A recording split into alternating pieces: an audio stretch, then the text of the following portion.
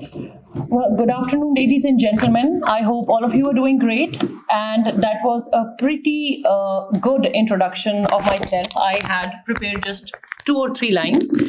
I usually introduce myself by my name, which was already done. And I was an MBBS graduate. I graduated back in 2016. And then I took the CSS exam in 2017. And I qualified in my first attempt and got allocated into military lands and cantonments group. Thank you. Well, I usually go with an easier introduction, and that is there was a huge news made on the social media that 5 sisters had qualified the competitive exam. I'm one of them. I'm the third one. So the topic given to me to speak on today was, I'm sorry I'll have to use this. These are very notorious these days, but I just did not want to miss any points, so I just penned a few points down. The topic was how cultures, stories, and myths shape identities.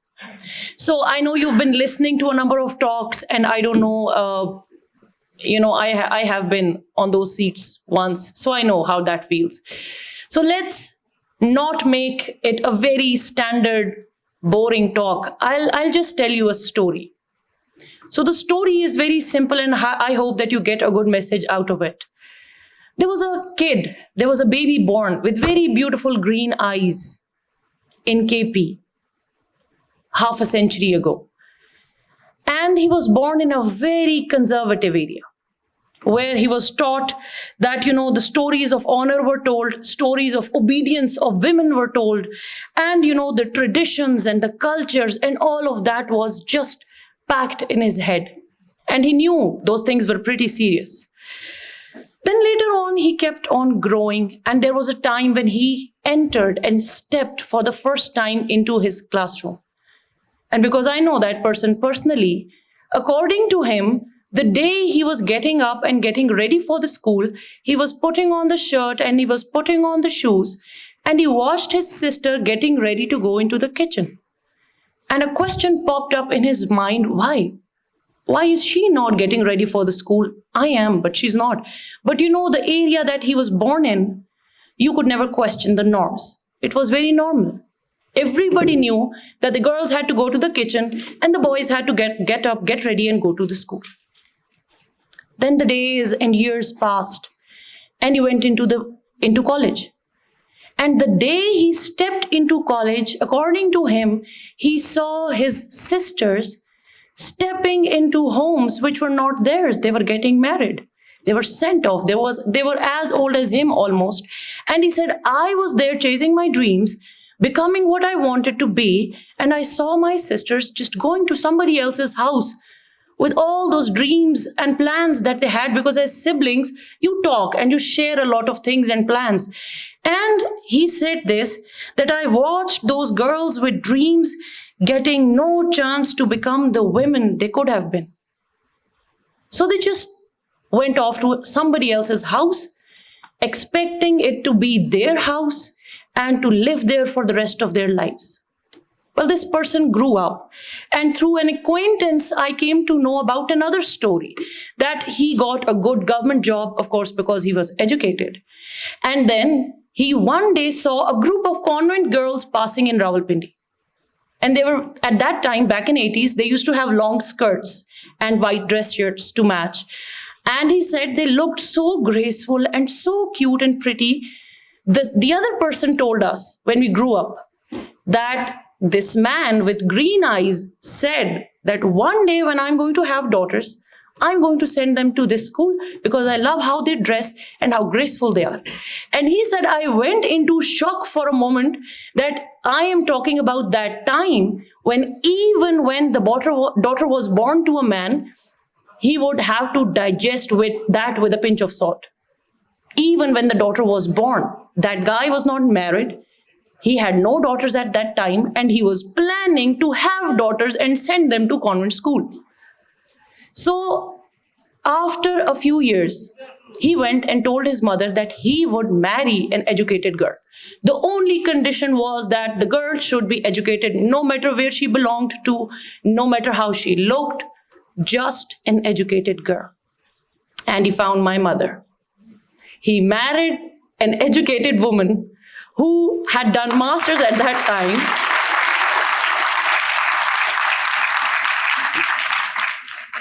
You know how Hitler had said, give me good mothers and I'm going to give you a good nation? I think he had heard of that. So he wanted a different future. He did not want his girls or his sons to be those siblings that he had seen at his place.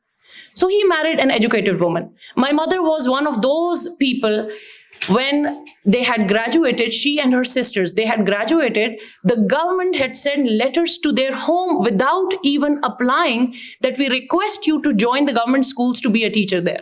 Because at that time, there were not much women who were educated, not many women who were educated and who could join the government schools built for girls. So she, her and her sisters were requested by the government itself that they should join. Well, they got married. And then they had 5 beautiful daughters. I'm the third one. So, adding another little, story to it. When the eldest sister was born, her name is Leila. And he named her Sassi Malik Sher. My paternal uncle told me this, that I got a call from your father, and he called me and said, Leila has been born. Alhamdulillah, the mother is doing good and the baby is fine. All is well. And he said, I congratulated, and I casually just hung up the phone. And then I thought for a second that he said, Leila has been born. He had already selected a name. He must have thought of a name for a son too, of course, but he had already thought a name for a girl, which again was not very common back in the 80s.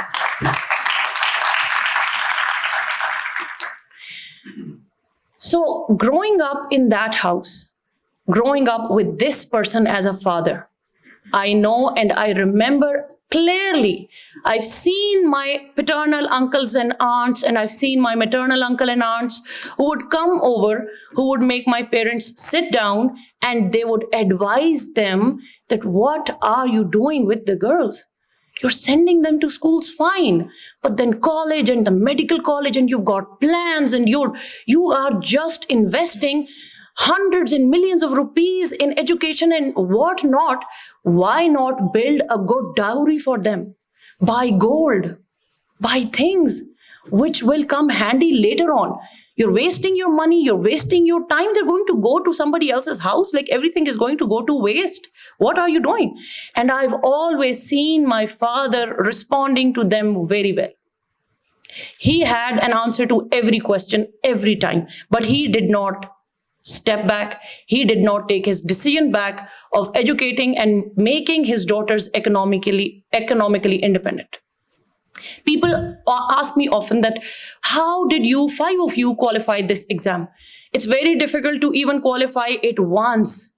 People cannot do it for once, but you, all of you have done it back to back in a line, one after another, and you passed it.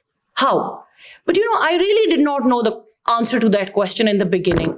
I started comparing things, like what was different at my place. How could we all do it? And it seems like it's impossible to most of the people.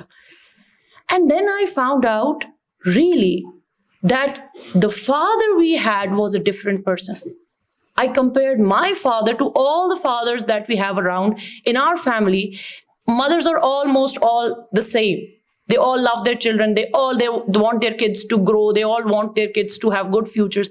But fathers, they have different dimensions. Some of them would have a stress of getting their daughters married at an early age.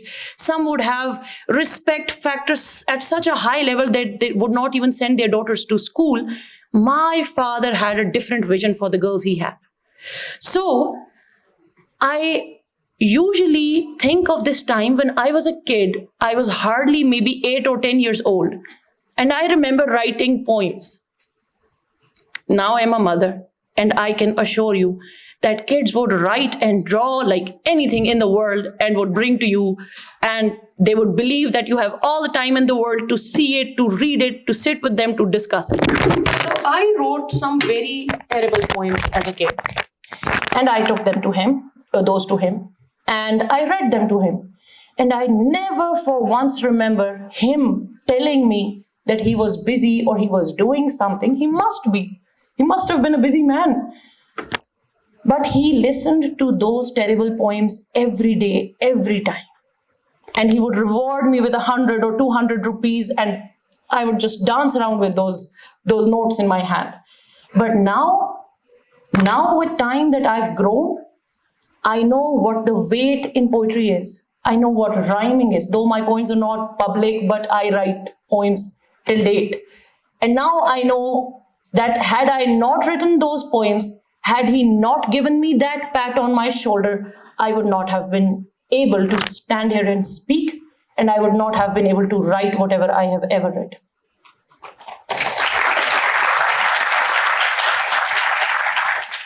So, as Steve Harvey said, and I would quote, that any man in the world can be a father. Believe you, any man can be a father, but it really takes a special man to be a dad. I hope you know what that means. So, the family would come and tell him that you are investing in the wrong product, you're investing in education, you're investing in this and that, this is just wastage. You need to buy gold for the girls. You need to buy the items which will be sent with them so that their lives are comfortable in future. And when he was receiving the presidential award that his 5 daughters have become officers and qualified the competitive exam, he is not a man of much words. He speaks really less. But those few words hold a lot of weight. And he said in that function that, do not marry off your sisters and send them away with dowries and gold and stuff. Send them with degrees, send them with qualifications, send them strong and independent so that if they have to be on their own, they can tackle that. How much would be enough? That is a question that I usually get in mind. How much dowry would be enough? Education, you can have as much as possible. Of course, there's no barrier to that as well. But what about the worldly things? No matter how much gold you're going to give your daughter, the in-laws probably would ask for more. No matter how big of a fridge you send with her, they'll ask for a double door. And then when you send that, there might be a demand of a deep freezer. When you send that, something else. There is no upper limit to that. Stop depending on dowries to make your daughters happy. It never will. It never will be enough, right? So all men, if think same, just believe and think what this country would be. There's this one man I know who was a breaker of chains, who broke that culture of not sending children to school, not sending daughters to school, not sending daughters to offices. He broke that chain, and look where I stand.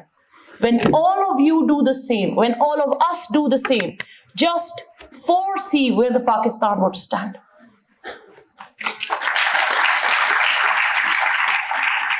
So, my father came from a world where women's voices were often silenced. Today, his daughters are a proof that change is possible with just one right decision. A place where women were told not to speak, they were told not to be heard, but just be seen only. I'm standing here and talking to you. You must have heard about a ripple effect. Whatever you produce will go a long way. In selecting my mother as a life partner, I believe he knew the ripple effect. One educated woman changed the whole dimension of the further generations to come.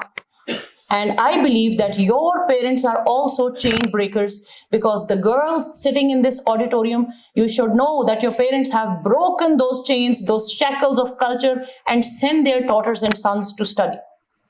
And you are the future of Pakistan. You are the change that we need. So the topic that was given let me connect this to that as well. That the stories are handed down to us, the stories where the girl is too mild and she doesn't have anywhere to go, and there will always be a prince who will come for the rescue. The stories need to change. I was watching this little clip on internet that there's a little girl and the mother is telling her the story of Aladdin. And then she comes to the part where she tells her that Aladdin comes and then takes her along and shows the whole world to her. And there was this little girl and she snapped. Why was she waiting for a man to come and then take her to see the world? Was she not a princess? Did she not have everything at her disposal to just go out and see the world for herself? And that is when it clicked me hard that this is what we are teaching our girls. This is what we are telling our girls, that you're not good enough. You'll have to wait for somebody to come and take you out there to see the world. No, I don't think that is the case. And I don't think that should be the case. The stories are handed down to us. The stories we listen are good, as long as they're stories. But you have no idea how they shape our ideas, how they shape our mentality, and how they shape our beliefs. Another absurd story, I'd say, Cinderella.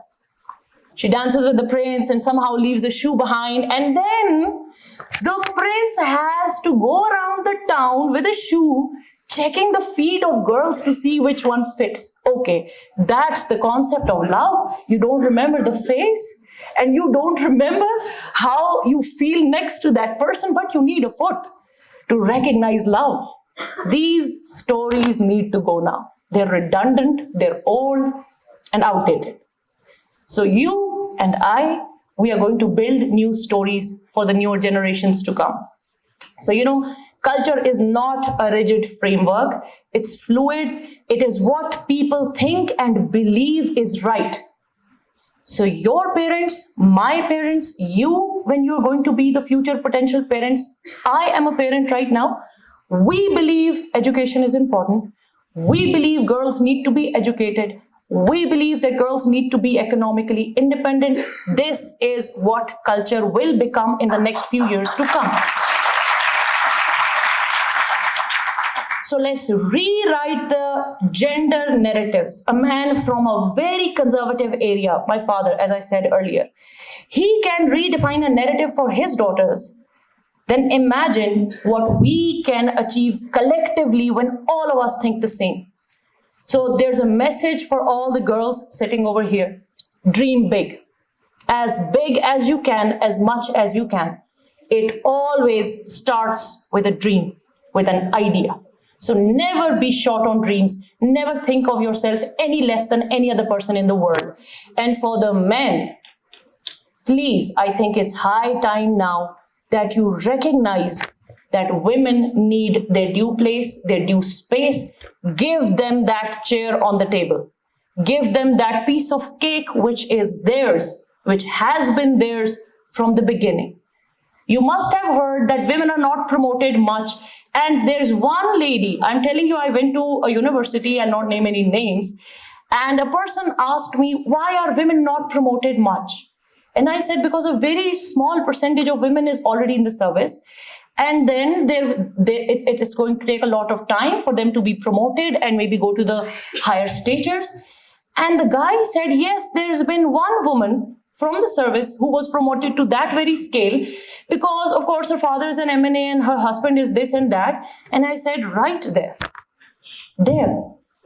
When it comes to men, yes, they've been promoted on merit, of course. When it comes to women, yeah, because her father is something and her brother is something and the husband is, why do you not accept the fact that she could be on mark, she could be good enough to be promoted? We need to change this mindset. The girls are good enough. So I'd like to end on a few words that change begins when you choose to see the future differently. As long as you stick to the same stigma, when you stick to the same dogmas, nothing is going to change. So you believe in yourself and you start looking at a different future, and then we will be on the right track of making a different Pakistan in the future to come. Thank you for your patient listening.